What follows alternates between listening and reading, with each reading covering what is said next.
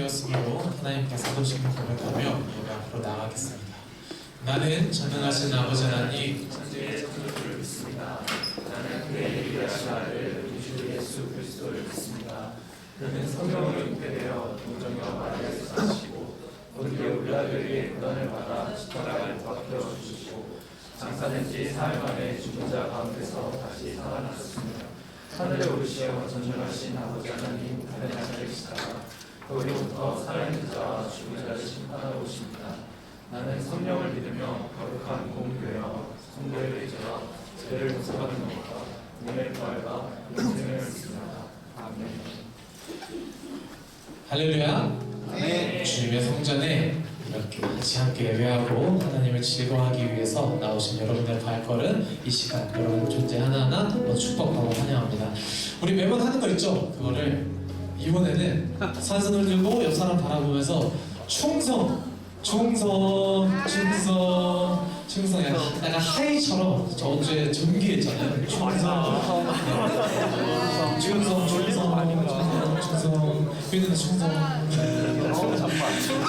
그랬는데 충성 이거 돌리는 아직 안 하나님의 그 사랑을, 하나님의 그 은혜를 우리가 이 시간 가운데 깊이 묵상하며 누릴 수 있는 그런 시간 되기를 작은 사람으로서 소망합니다.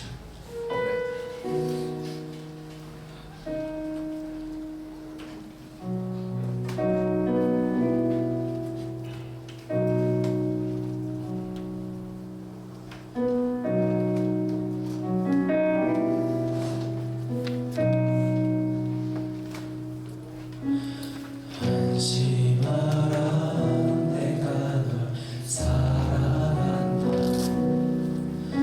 두려워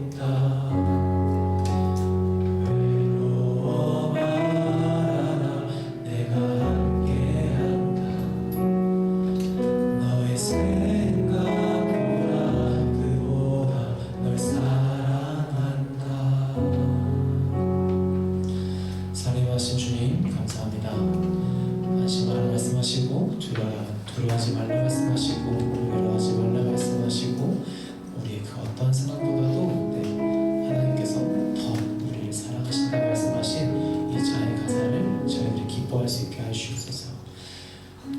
사랑이 많으시고 우리를 위해 대속하신 우리 구주 예수 그리스도의 이름으로 기도드렸습니다. 하나님께 영광을 올려드리겠습니다.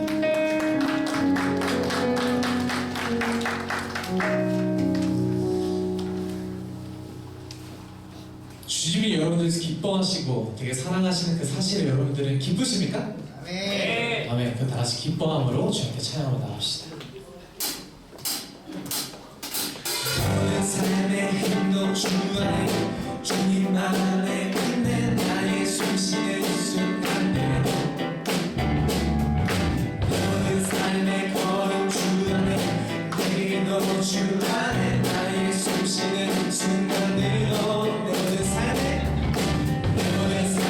행동 주 안에 주님만 안에 있는 나의 숨쉬는 순간들로 모든 삶의 걸음 주 안에 내일도 주 안에 나의 숨쉬는 순간들도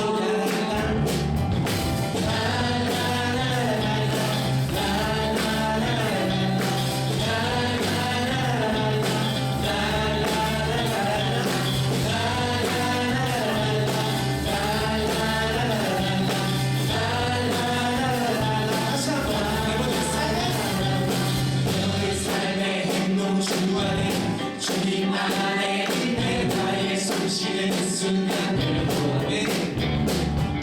너의 삶의 걸음 주 안에 내일도 주 안에 나의 숨쉬는 순간들도 내 모든 삶의 행동 주 안에 주님 안에 있는 나의 숨쉬는 순간들도 내 모든 삶의 걸음 주 안에 내일도 주 안에 나의 숨쉬는 순간들도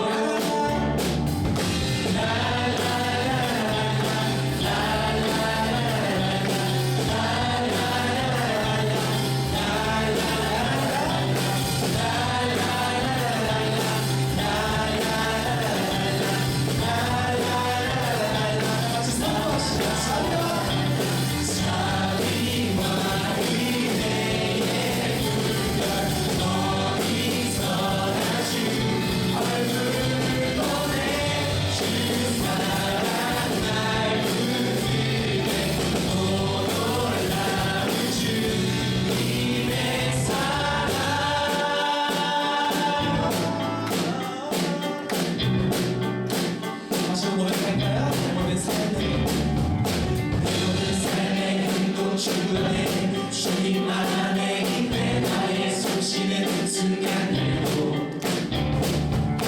내 모든 삶의 걸음 주 안에 내일도 주 안에 나의 숨쉬는 순간들 내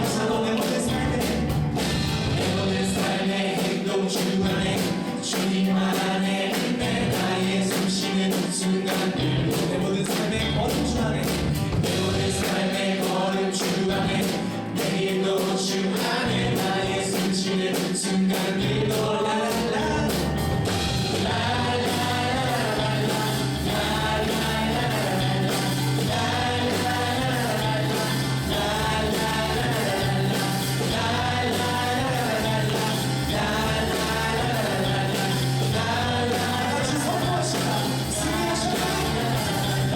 승리하는 내 어린 양의 보혈로 우리 고연의 그냥 소리라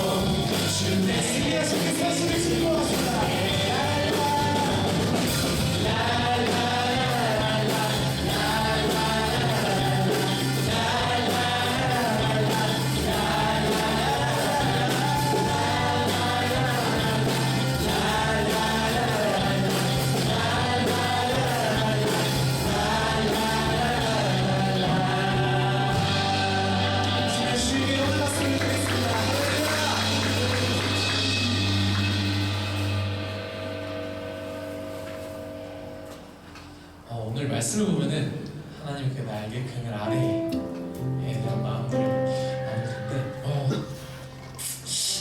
한번 생각해 봅시다. 그 날개 아래에 있는 우리가 그 알이었을 때 아직 구하지 않았을 때 그 날개 그늘 아래에 있는 그 느낌이 어떤 느낌일까? 저도 사실 생각 못했거든요. 근데 목사님이 리더모임 때 한번 생각해보자 해가지고 되게 감성적이시다 해서 한번 생각해봤는데 날개 그늘 밑에 있을 때 너무 따뜻해요. 근데 그 밖은 어떨까? 그 밖은 어떨까 생각해보면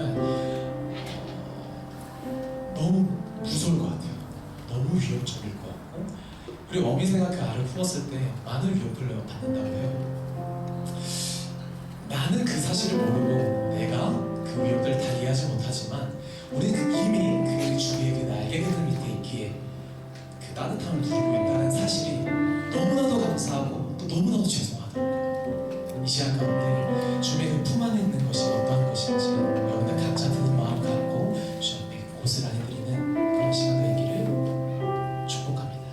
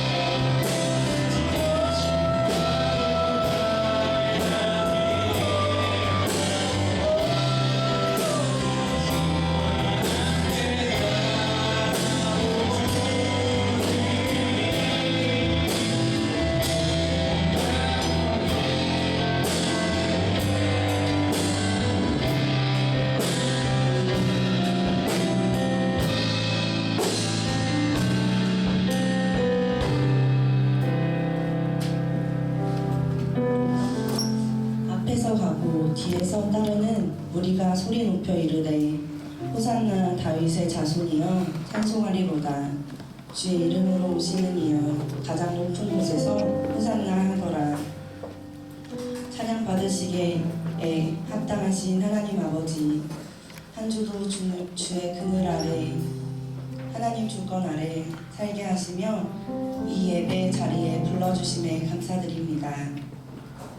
한 주도 말씀으로 다윗의 믿음을 묵상하게 하시고 막막한 현실 가운데 소망의 하나님을 붙들게 하심에 감사드립니다.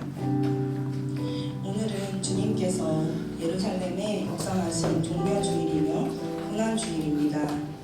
주님께서는 우리를 위해 죽으시기 위하여 예루살렘 성에 입성하셨지만 우리는 주님의 사랑을 잃어버린 채 살아왔습니다. 그런 우리를 불쌍히 여겨주시사 대속의 십자가가 우리 마음 안에 새겨지게 하시며 회개의 영을 부어주소서. 주님의 고난을 묵상하며 동참하는 자로 결단하며 나아가게 하소서. 매 공예배를 준비하는 섬기는 성도들이 있습니다. 목사님, 임원, 부장님, C팀, 미디어팀, 리더, 우리 청년들 모두들 보이지 않는 곳에서 섬기며 동참하며 하나님이 이들입니다. 하나님이 이들을 기억하사 함께하는 가운데 기쁨과 성령 충만함으로 함께하여 주소서. 또 성령 충만함으로 청년부 한 사람 한 사람과 함께하사 하나님의 사랑으로 허다한 죄를 덮어가는 공동체 되게 하소서. 이제 말씀을 듣습니다.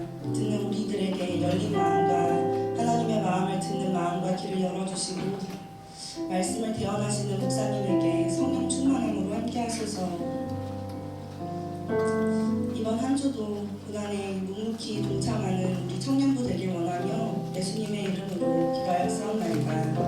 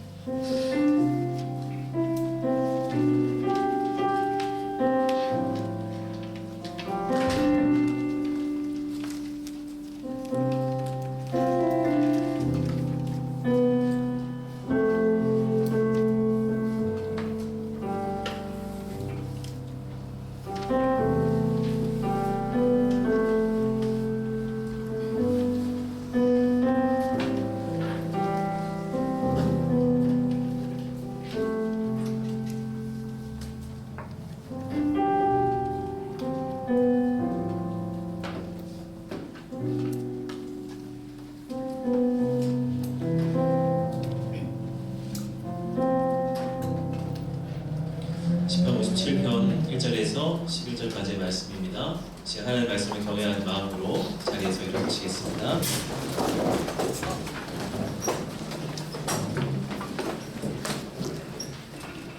시간 하나님의 말씀을 우리 함께 한 목소리로 합독합니다.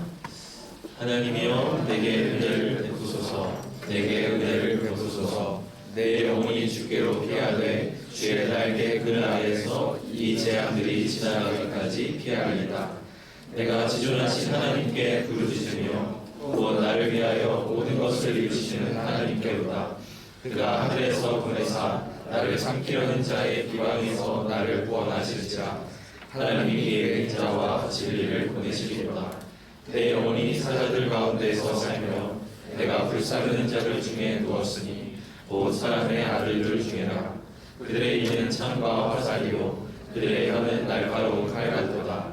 하나님이여 주는 하늘 위에 높이 들리시며 주의 영광이 온 세계 위에 높아지기를 원하나이다. 그들이 내 걸음을 막으려고 그물을 준비하였으니 내 영혼이 억울하도다. 그들이 내 앞에 웅덩이를 팠으나 자기들이 그 중에 빠졌도다. 하나님이여 내 마음이 확정되었고 내 마음이 확정되었사오니 내가 노래하고 내가 찬송하리이다.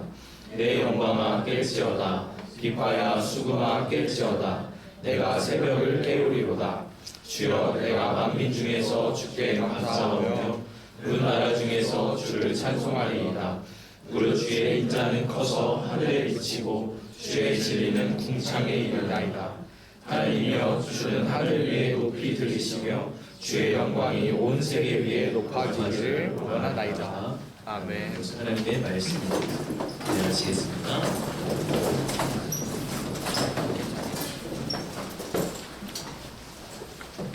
오늘 말씀은 다윗이 사울을 피하여서 불안에 피신해 있을 때 하나님 앞에 고백했던 찬양입니다.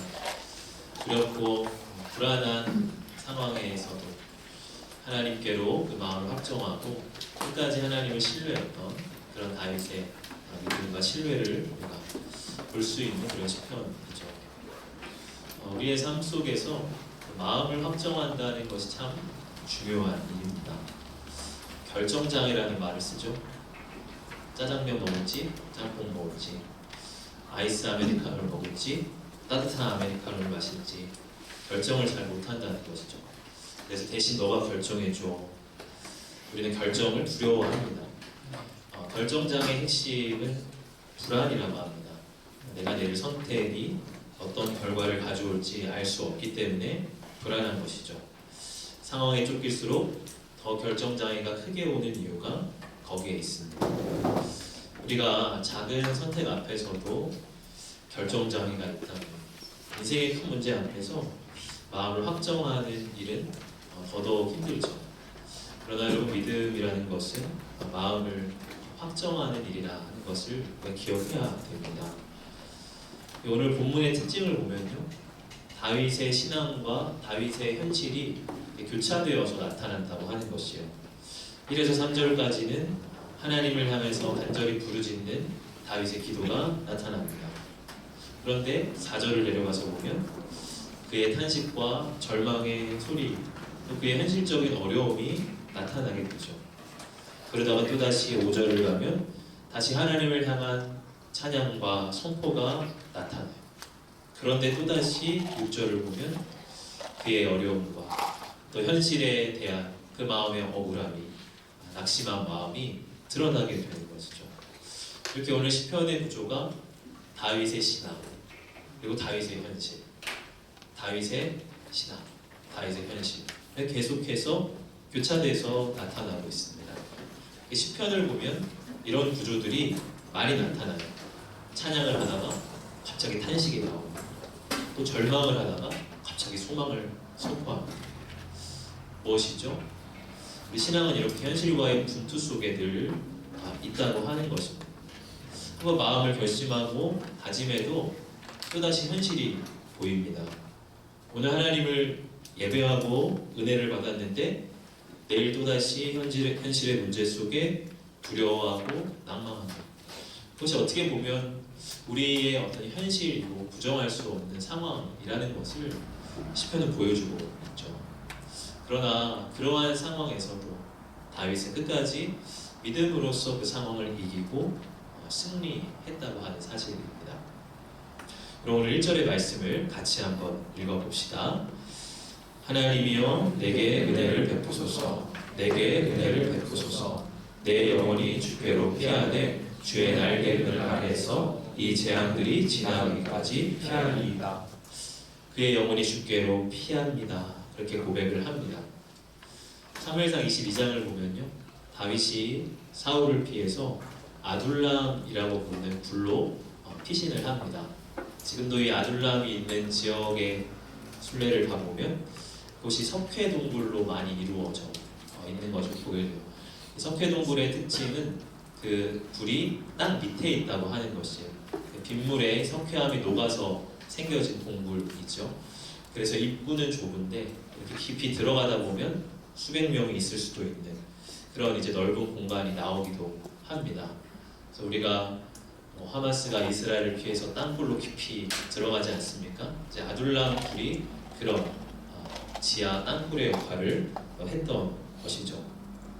사무엘상의 기록을 보면 이곳에 다윗의 가족들 그리고 환난당한 자, 빚진 자, 마음이 원통한 자, 사회의 아웃사이더들이 400여 명 정도 그곳으로 모여들었다라고 기록됩니다. 다윗은 그곳에서 그들의 공동체의 지도자가 되어서 삶을 이루어가게 됐죠. 이 아둘람이라는 이름의 뜻은 은신처, 피난처 이런 뜻입니다. 아마도 다윗이 이제 그곳 이름을 그렇게 이제 붙였을 것 같습니다. 아둘람에서의 시간을 우리가 생각해 볼 때 다윗에게 굉장히 불안했던 날들이었습니다. 우리가 어릴 적에 숨바꼭질을 해보면 어딘가에 숨어 있을 때 술래가 가까이 다가오면 들킬까 봐서 마음이 조마조마하고 긴장되는 그런 경험을 하게 되죠.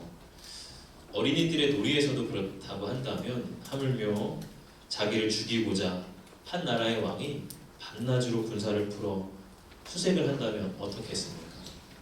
굉장히 두렵고 스트레스의 상황에 다윗은 놓여져 있었습니다. 동굴에 있다가 밖에서 작은 소리만 들려도 마치 미어캣처럼 조그만 소리에도 숨을 죽이고 주변을 바라보는 그런 긴장을 하는 날들이었을 것 같아요. 그런 긴장의 나날 속에서 그의 스트레스도 매우 컸을 것입니다. 그러나 다윗은 그 영혼을 주님께로 피한다라고 고백을 합니다. 그것이 다윗에게 긴장의 나날을 견디게 했던 비결이었죠. 다윗은 더 구체적으로 주의 날개 그늘 아래로 피한다 그렇게 표현을 하고 있습니다. 주의 날개 그늘 아래라는 것은 무엇입니까? 예수님도 이와 비슷한 말씀을 하신 적이 있습니다. 마태복음 23장 37절을 보면 암탉이 그 새끼를 날개 아래에 모음같이 내가 네 자녀를 모으려 한 일이 몇 번이더냐. 그 주의 날개 아래라는 것은 어미새가 그 새끼 새를 품고 있는 그런 모습을 그리고 있죠. 그 특징이 무엇입니까? 어미새의 날개 아래 첫째로는 따뜻하다는 것이겠죠. 부드러운 어미새의 털은 새끼에게 따뜻함을 줍니다. 어미새의 체온은 새끼에게 가장 이상적인 온도입니다. 새끼는 그 속에서 따뜻함을 느끼고 안정감을 느낍니다. 어미의 심장 박동은 새끼가 뱃속에 있을 때부터 들었던 소리이기 때문에 가장 깊은 안정감을 준다고 하는 것이에요. 그와 같이 주님의 품 안에 있을 때에 우리는 가장 깊은 안정감과 따뜻함을 느낀다는 것이죠. 또 하나는 새끼에게 어미의 날개 아래는 가장 안전한 장소라고 하는 것이에요. 새끼 새는 모든 동물들의 손쉬운 먹잇감이 됩니다. 그러나 어미가 날개 아래 품는다는 것은 그 새끼를 보호하고 지킨다는 의미가 있습니다. 새끼를 향한 어미의 모성애는 대단합니다. 목숨을 걸고 새끼를 지키죠.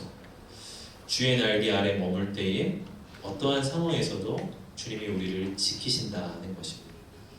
또 하나 날개 아래는 기다리는 장소이기도 합니다.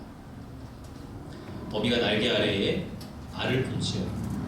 알은 생명으로 부화하기까지 어미의 품 안에 품어져 있습니다. 아마 다윗도 지금 그런 의미를 담아 고백을 하고 있는 것 같아요. 지금 주변은 사망의 권세가 넘쳐납니다. 자기가 죽을지 살지 알 수 없는 생사의 기록 가운데 있습니다. 그런데 주님의 품 안에서 기다리겠다는 거예요. 마치 알이 생명으로 부화하는 것처럼 죽음의 권세 속에서 부활의 그날처럼 자기가 다시 생명으로 일어날 그날을 기다리고 소망하겠다 하는 것입니다. 다윗은 이런 주님의 날개 그늘 아래서 간절히 기도합니다. 2절을 보면 내가 지존하신 하나님께 부르짖으며 곧 나를 위하여 모든 것을 이루시는 하나님께로다. 나를 위하여 모든 것을 이루시는 하나님께 부르짖습니다. 이렇게 고백하고 있어요. 여기서 하나님을 나를 위해 모든 것을 이루시는 하나님이다. 모든 것을 이루신다는 것이 무엇일까요? 뭐든지 다 들어주신다. 그런 의미는 아니겠죠. 그것은 하나님께서 모든 것이 합력하여 선을 이루게 하신다는 의미입니다. 우리가 잘 아는 말씀 로마서 8장 28절입니다. 우리 같이 한번 읽어봅시다. 우리가 알거니와 하나님을 사랑하는 자 곧 그의 뜻대로 부르심을 입은 자들에게는 모든 것이 합력하여 선을 이루느니라. 하나님의 부르심을 입은 자들에게는 모든 것이 합력하여 선을 이루게 하신다. 이렇게 말씀을 합니다. 하나님 나라에는 쓰레기통이 없다. 그런 말이 있죠. 하나님이 모든 것을 사용하셔서 결국 하나님의 선한 뜻을 이루신다는 것이, 나를 위해 모든 것을 이루시는 하나님이라는 것은 바로 그의 모든 상황을 뛰어넘어서 하나님의 선한 뜻을 이루어 가시는 하나님이라는 것입니다. 다윗은 지금 그러한 하나님을 소망하며 주의 날개 그늘 아래서 간절히 부르짖고 있는 것입니다. 그리고 우리도 나를 위해 모든 것을 이루시는 하나님께 기도할 수 있기를 원합니다. 그리고 우리 삶에도 우리를 노리는 수많은 사울들이 있게 마련이에요. 때로 직장 상사가 나의 사울이 되기도 합니다. 나를 못 잡아먹어서 안달인 것 같은 그런 사람들이 내 삶 속에 꼭 하나쯤은 있게 마련이에요. 또 어떤 특정한 상황이 나의 사울이 되기도 합니다. 이번 주 내로 당장 끝내야 하는 과중한 업무가 나의 사울이 되기도 하고, 내 스스로 만들어 놓은 나의 완벽주의나 나의 자격지심이 나의 사울이 되기도 합니다. 그런 것들이 계속 나를 추적하면서 나의 숨통을 조이고 나를 괴롭게 하고 금방 죽을 것 같이 숨이 조여 그런 긴장과 스트레스 가운데 우리를 살게 만들죠. 그럴 때 우리가 하는 행동은 나만의 불 속으로 들어가서 숨어버리는 거예요. 여러분, 동굴이라는 것이 어떤 특징을 가지고 있습니까? 비좁고 컴컴한 곳이죠. 축축하고 습한 곳입니다.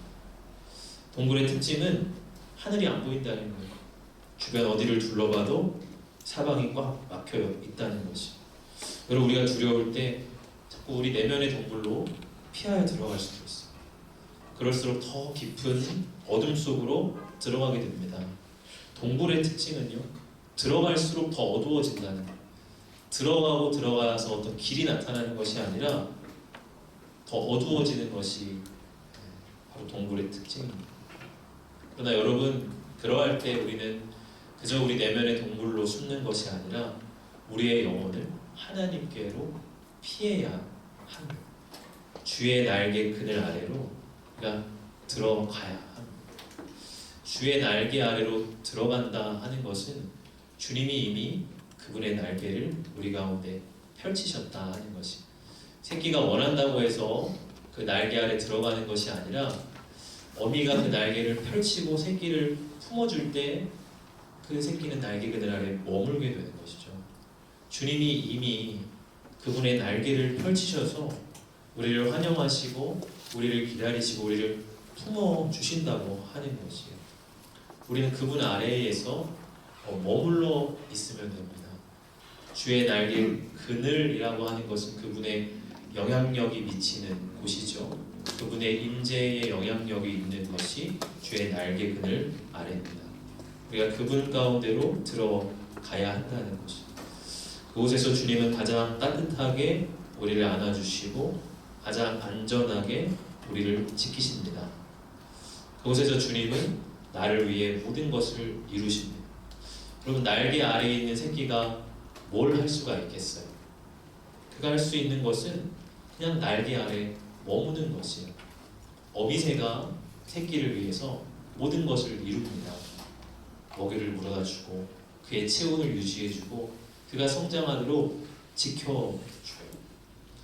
여러분, 하나님은 우리를 위해서 모든 것을 이루어가고 계십니다. 우리는 그 하나님을 바라보며 부르짖으며 기도해야 한다는 것이죠.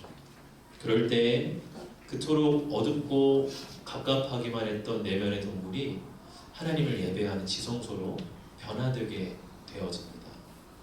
다윗에게 있어서 아둘람 굴은 그저 어둡고 축축한 동굴에 불과한 것이 아니라 하나님을 예배하는 그런 가장 거룩한 지성소였습니다. 우리도 우리의 어두움을 그런 하나님의 빛으로 변화시켜 가야 한다는 것이죠.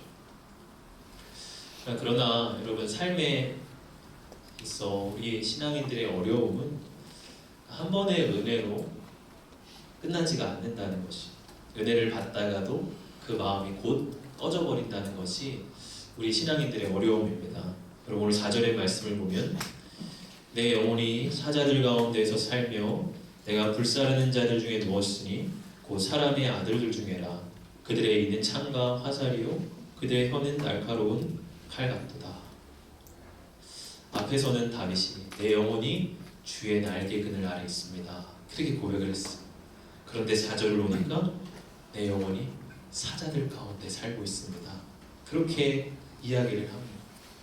마치 천국과 지옥을 왔다 갔다 하듯이 그 영혼이 주의 날개 그늘 아래 있는 것 같다가도 사자 가운데 있고, 사자 가운데 있는 것 같다가도 주의 날개 그늘 아래 있고, 이렇게 오락가락 하는 것이, 어찌 보면 이것이 우리의 어떤 신앙의 형식이죠.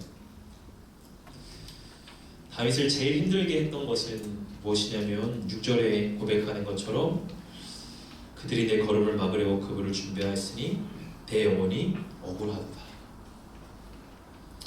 그를 가장 힘들게 했던 것은 그의 억울한 마음이었습니다.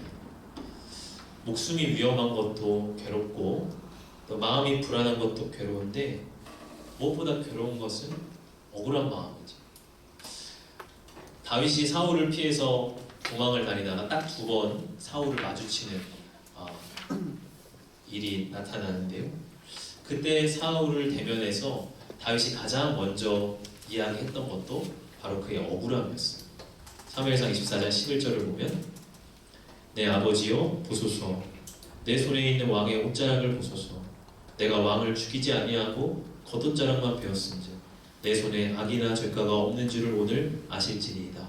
왕은 내 생명을 찾아 해하려 하시나 나는 왕에게 범죄한 일이 없나이다. 내가 무엇을 잘못했기에 이러십니까?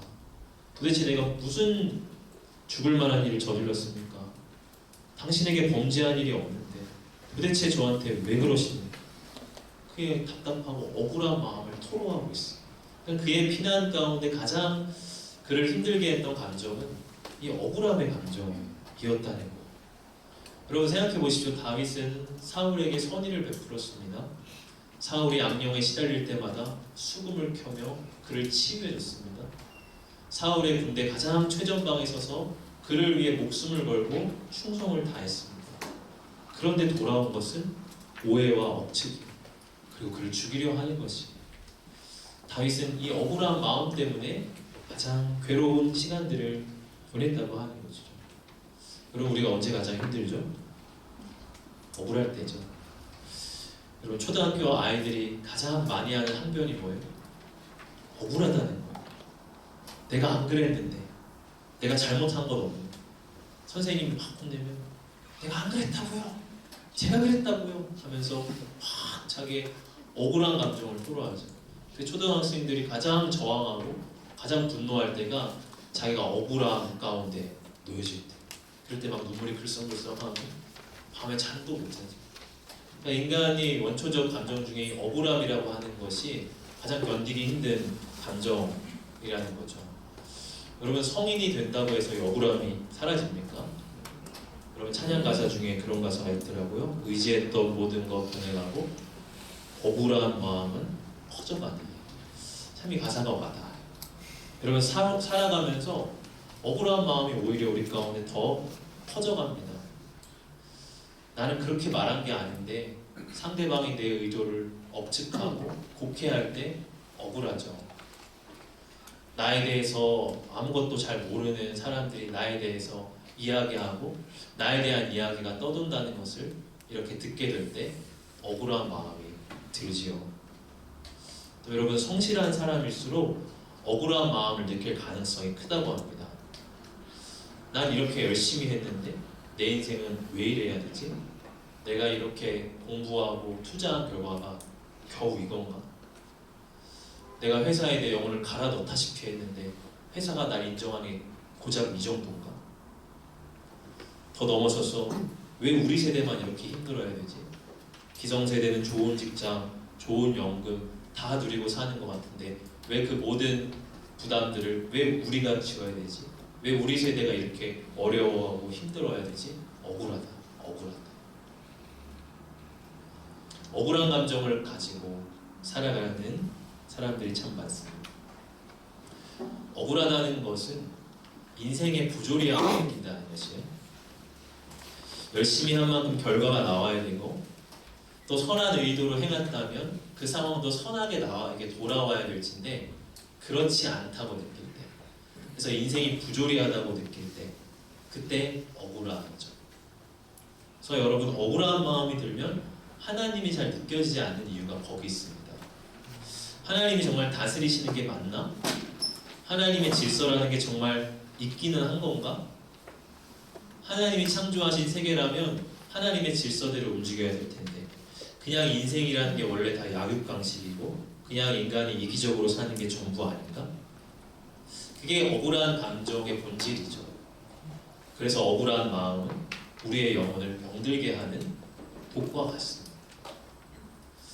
단순히 내 개인의 억울한 감정을 넘어서서 인생 전반을 부조리하고 하나님의 통치와 다스리심이 없는 현실로 보게 하기 때문에 그것은 우리의 신앙을 차갑게 만들어 버립니다.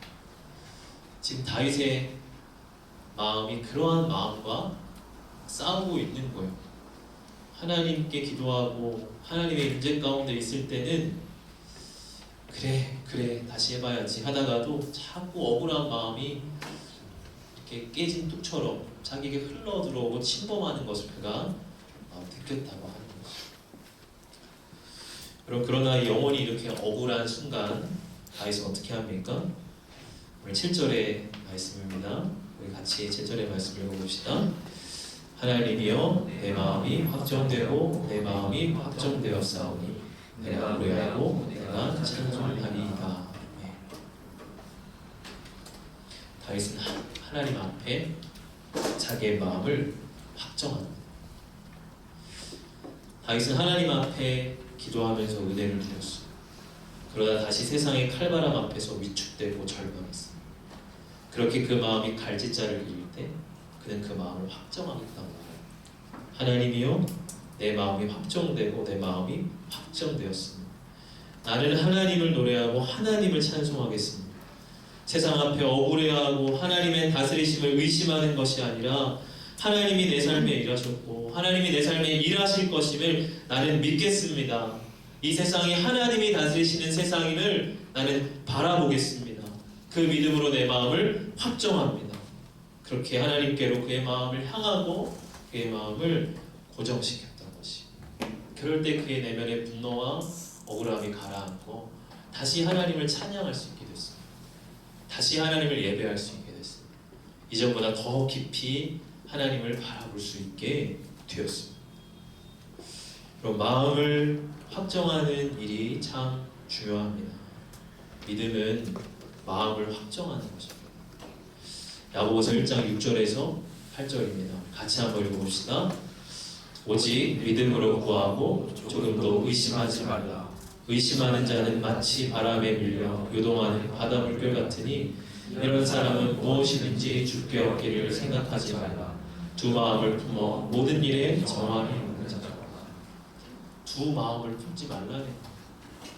내 삶에 하나님이 일하시는 것 같다가도 하나님이 안 계신 것 같고 하나님이 더 내 삶에 궁극적으로 커 보이다가도 세상이 더 커 보이고 이렇게 하나님과 세상 사이에서 바람에 밀려 요동하는 바닷물결처럼 계속 이리저리 두 마음 품지 말라는 거예요.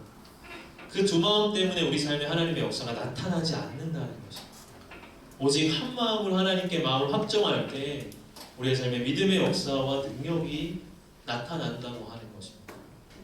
두 마음이 품어진 분들이 계십니까? 계속 바닷물결처럼 요동하는 분들이 계십니까?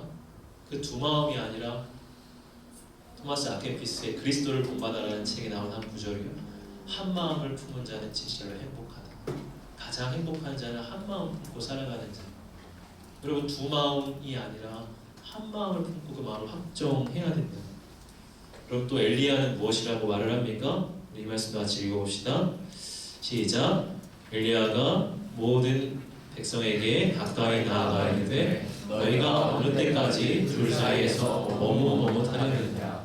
여호와가 만일 하나님이면 그를 따르고 바알이 만일 하나님이면 그를 따를지니라 하니 백성이 말 한마디도 대답하지 아니하니라. 엘리야 선지자는 백성들을 향해서 도전합니다. 너희가 어느 때까지 둘 사이에서 머뭇머뭇하려느냐. 여호와가 만일 참 하나님이면 그를 따르라. 바알이 만일 하나님이라고 생각하면 바알을 따라 가라. 언제까지 하나님과 바알 사이에서 줄타기 할래? 언제까지 세상과 하나님 사이에서 머뭇머뭇할래? 더 이상 줄타기하고 머뭇머뭇하고 요동하지 말고 마음을 확정해라. 하나님이 하나님이면 그분을 따라가야지.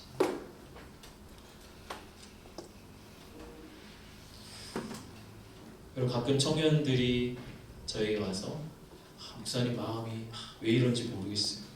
마음을 어떻게 지켜야 될지 모르겠어요. 머리로는 아는데 마음이 안 움직이고 안 따라줘요. 이런 토로를 합니다. 그런 심정이 충분히 이해가 됩니다. 오죽하면 마음은 마음대로다. 그런 말을 들은 적이 있어요. 마음이 내 뜻대로 안 된다는 거죠. 근데 저는 이제 해군이어서 제가 군함을 탔는데요. 배가 그 겨울에 출항을 나가면은 파고 4m가 되고 5m가 될 때 배가 막 요동을 하고 그 안에 사람들이 막 정신이 혼미해지고 난리가 납니다. 근데 이렇게 너무 이 파고가 심할 때 이렇게 군함이 어느 지점에 가서 닻을 내리게 돼요. 무거운 닻을 바닥으로 이렇게 내리면 그때 이제 배의 흔들림이 가라앉고 그 안에서 생활할 수 있게 되는 그런 경험을 자주 했습니다. 여러분, 감정이 혼란스럽고 생각이 어지러울 때 마음의 닻을 내리면 그 흔들림이 사라지고 평정이 생깁니다. 우리의 마음을 확정하면서 마음의 닻을 하나님께로 내릴 때 우리의 마음 가운데 내면에 힘이 생기고 내가 왜 이제까지 이것 때문에 염려했지? 왜 내가 이것 때문에 그렇게 힘들어했지? 그렇게 싶을 만큼 다시 내면의 힘과 용기가 회복되는 것을 우리는 경험해요. 근데 계속 요동하는 그 뱃속에서 요동한다. 그렇게 하니까 계속 요동하면서 하는 거예요. 닻을 내리고 마음을 확정해야 됩니다. 하나님이 하나님이시고 하나님이 내 삶을 다스리신다. 그분께 마음을 확정하고 고정하는 순간 우리의 마음 가운데 용기와 힘이 떠오르게 되는 것이죠. 그것이 바로 하나님의 응답이고 하는 믿음의 역사예요. 문제는 우리가 늘 세상과 하나님 사이에서 머뭇머뭇하고 줄타기하고 있기 때문에 그러한 역사를 체험하지 못한다는 것입니다. 사랑하는 성도 여러분, 하나님께로 마음을 확정하십시오. 오늘 이 예배 가운데 찬양하는 그 순간에도 하나님께 마음을 확정하십시오. 내 하나님, 저 찬양의 가사가 진실이고 진리입니다. 저 하나님을 높이는 저 찬양이 내 삶의 궁극적인 사실이고 가치입니다. 내 하나님 확정합니다. 찬양을 할 때에도 계속 이 생각 저 생각 바다의 물결 가운데 요동하지 마시고 그 찬양의 고백 가운데 내 마음을 확정하시고 실어서 하나님을 예배하십시오. 그럴 때 예배의 능력이 나타나는 거예요. 그럴 때 하나님의 임재의 능력이 나타나는 거예요. 하나님께로 마음을 확정하길 바랍니다. 하나님께로 마음을 확정한다라고 할 때 한 가지 중요한 것이 있어요. 그것은 넓은 시야를 가지라는 것입니다. 오늘 10절과 11절입니다. 같이 한번 읽어봅시다. 무릇 주의 인자는 커서 하늘에 미치고 주의 진리는 궁창에 이르나리다. 하나님이여, 주는 하늘 위에 높이 들리시며 주의 영광이 온 세계 위에 높아지기를 원하나이다. 마음을 확정하라고 해서 난 잘 될 거야, 난 잘 될 거야, 내 상황은 잘 풀릴 거야. 여러분, 이렇게 하라는 게 아니에요. 내 상황을 기반으로 해서 마음을 확정하면 곧 그 마음은 또 흔들리게 됩니다.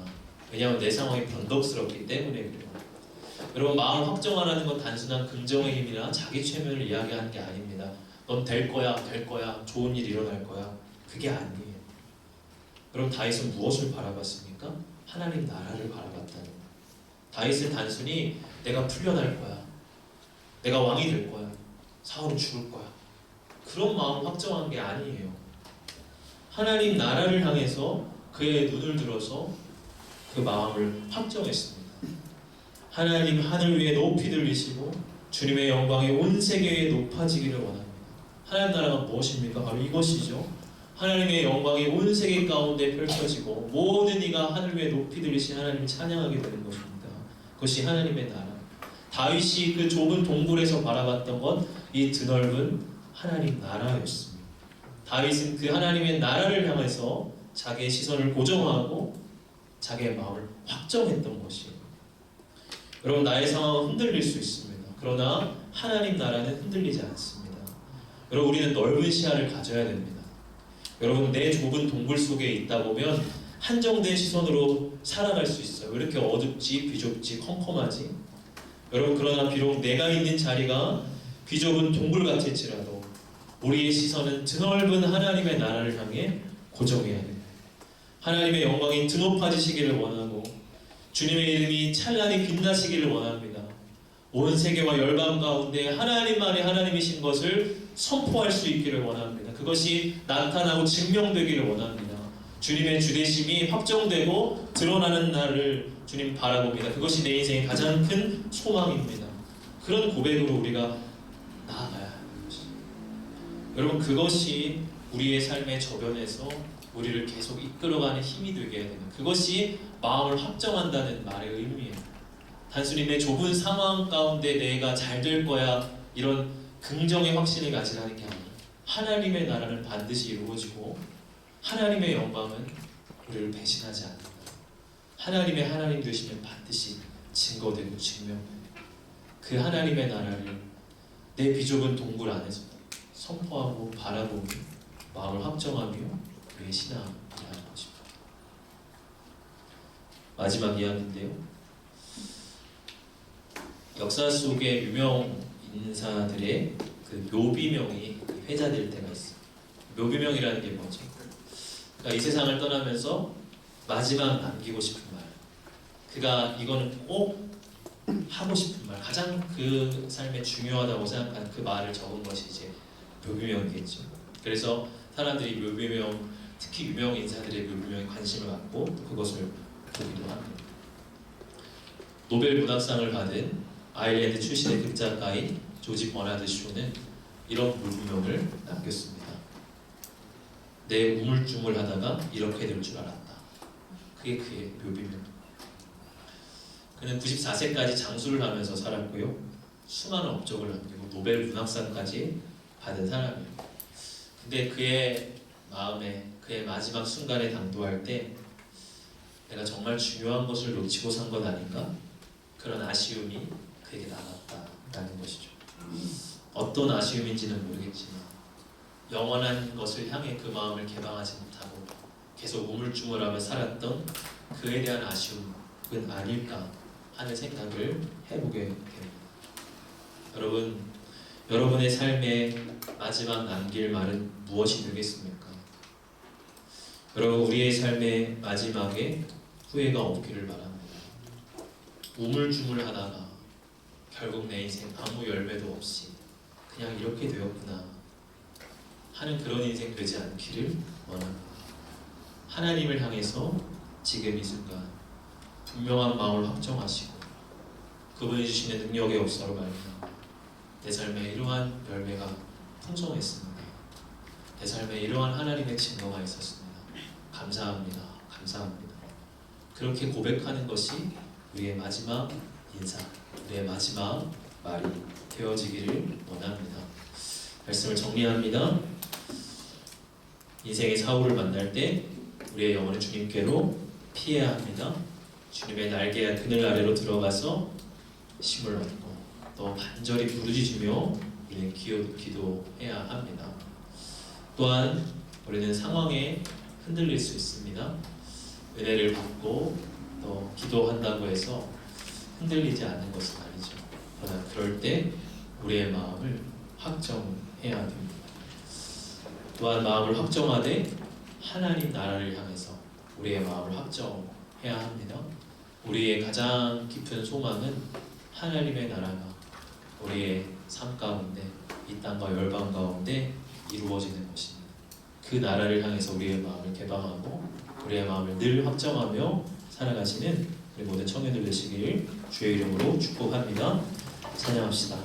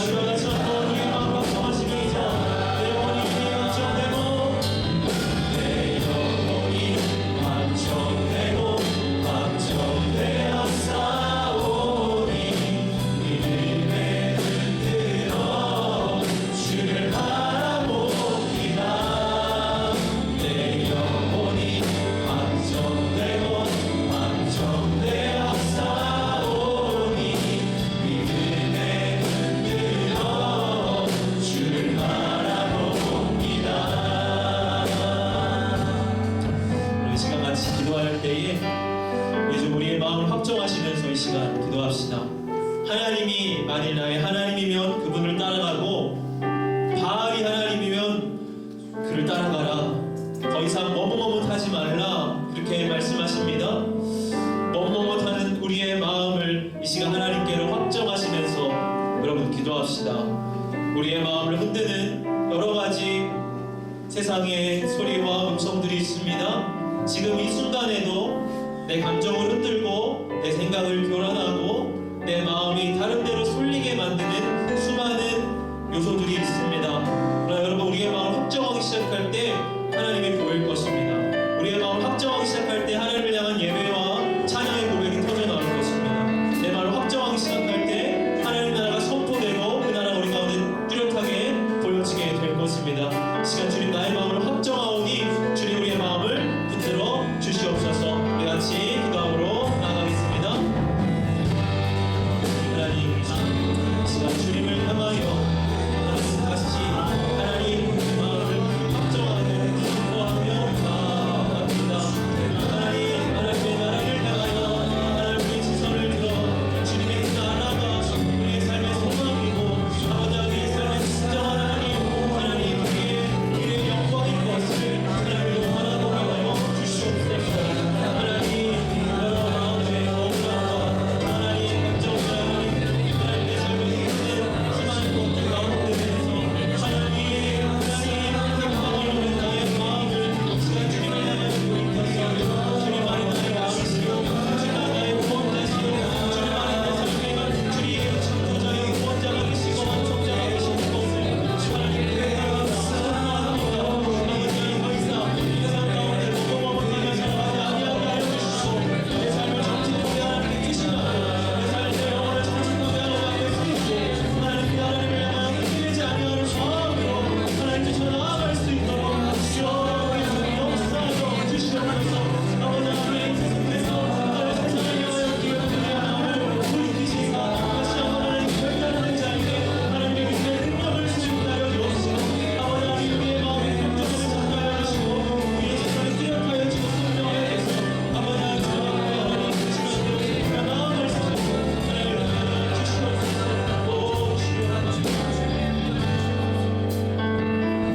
하나님 세상의 수많은 두려움과 불안함과 조급함 속에서 하나님을 분명히 택하지 못하고 내 머릿속으로 생각한 수많은 계산들 속에 우리의 마음 향방을 잃었습니다. 하나님을 예배하고 하나님 찬양할 때조차도 향방 잃은 우리의 마음을 가둘 길 없습니다. 끊임없이 우리 머릿속에 수만 가지 생각들이 우리를 끌어당기고 인생을 향한 억울한 마음이 우리 안에 퍼져만 가면 그럴수록 우리의 입술에는 믿음과 반대되는 언어들이 흘러나오는 것을 주님 우리가 보게 됩니다. 하나님 우리의 마음을 이 시간 다시금 주님 앞에 확정합니다. 우리의 영혼을 주님 앞에 확정합니다.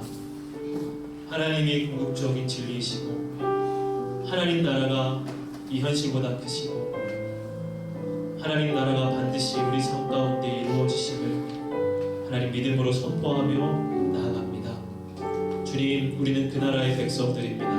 우리는 그 나라에 속하여 살겠습니다. 우리는 하나님만을 예배하겠습니다. 세상에 지배당하고 종속당하지 않겠습니다. 하나님이 나의 구원자시니 하나님이 내 발걸음을 인도하실 것입니다. 하나님 이 믿음을 우리의 마음 가운데 심어주시고 우리의 영혼을 하나님께로 깊이 단내려 주님 안에 고요하고 평온하고 요동함이 없는 인생 되게 하여 주시옵소서. 하나님 여전히 그 영혼이 사자들 가운데 머무는 것 같은 인생의 어려움과 환난 가운데 있는 하나의 우리의 청년들이 있습니까?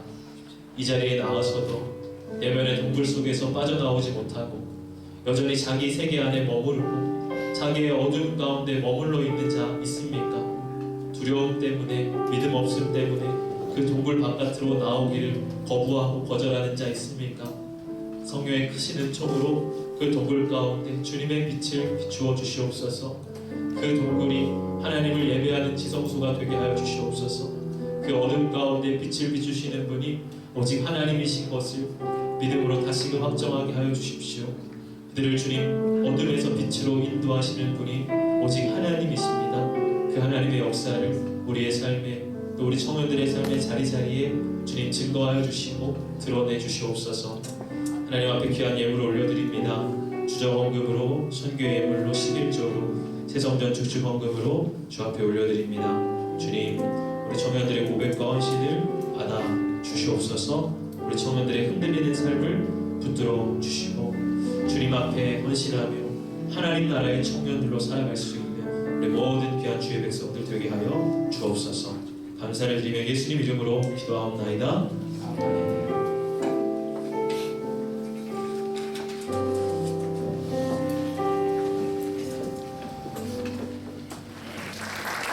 교회뉴스 첫 번째로는 2024년 3월 캠페인 첫 번째 열매 사랑입니다. 그래서 저희 행동수칙은 고난주간 특세 참여하기 내일부터 진행 예정입니다. 이따 광고 추가로 할 거고요. 수련의 은혜 이어나가기 그리고 사순절 큐티 묵상이 있겠습니다. 네, 다음으로 고난주간 특별 새벽 기도회가 내일부터 예정되어 있습니다. 그래서 저희 날짜는 내일부터 토요일까지 오전 5시 반부터 본관 3층에서 진행이 예정이 되어 있고요. 저희 3월 29일에 새벽 기도회 때는 청년부 특송이 예정되어 있습니다. 그래서 다른 날이 어렵더라도 금요일만큼은 저희 같이 참여하셔서 그 특송 같이 함께 해주시면 감사하겠습니다. 네, 다음으로 4월 생명의 삶이 조금 일찍 판매가 시작되었습니다. 그래서 뒤편에서 구매를 희망하시는 분들은 말씀을 해주시면은 저희가 이제 판매를 진행을 하고 있으니까 문의는 박시은 자매에게 해주시면 감사하겠습니다. 네, 다음으로 저희 다음 주에 이번 팀장이고 총모임이 있습니다. 그래서 4시 반에 2층에서 진행이 되니까요. 다들 잊지 말고 기억해 주시면 감사하겠고요. 다음으로 청년도 금요철야 특송이 4월 5일 저녁에 예정되어 있습니다.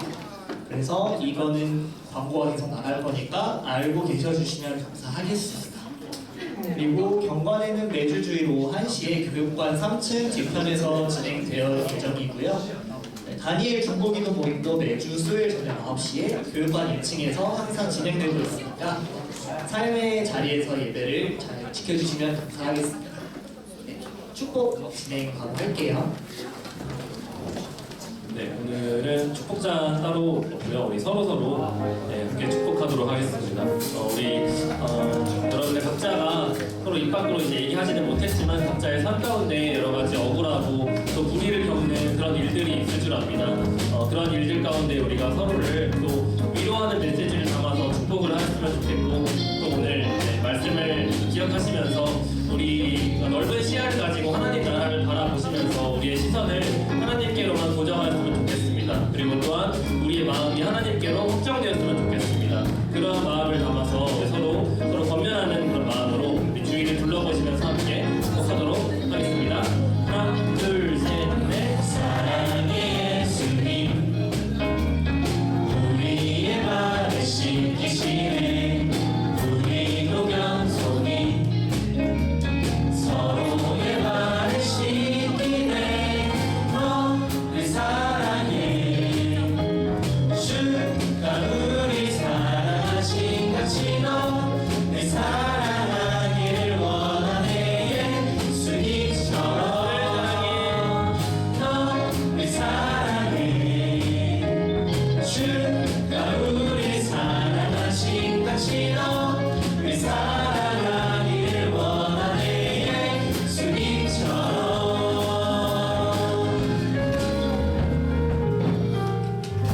내일부터 그 고난주간 특세가 있는데요. 새벽기도는 평상시에 우리 청년들 아마 거의 잘 해보지 않아서 많이 힘들 수도 있는데 어른들만의 시간이라 생각하지 마시고 고난주간 한 주간 동안만이라도 내가 새벽을 깨워보겠다. 오늘 본문 가운데 내가 새벽을 깨우리로다. 괜히 오늘 복음을 주신 게 아니겠죠? 청년들 한번 새벽을 깨워보시면서 우리 청년부 찬양팀이 또 그 시간에 함께 예배하고 수고하는데 한번 고난주간 또 의미 있게 여러분 보내보시면 좋겠습니다. 새벽 5시 30분 본당에서 예배하니까 하나님 예배하는 마음으로 함께 참여해주시기 바랍니다. 축하하겠습니다. 여호와는 내게 복을 주시고 너를 지키시기를 원하며 여호와는 그의 얼굴을 내게 비추사 은혜 베푸시기를 원하며 여호와는 그 얼굴을 내게로 향하여 드사 평강 주시기를 원하노라. 아멘.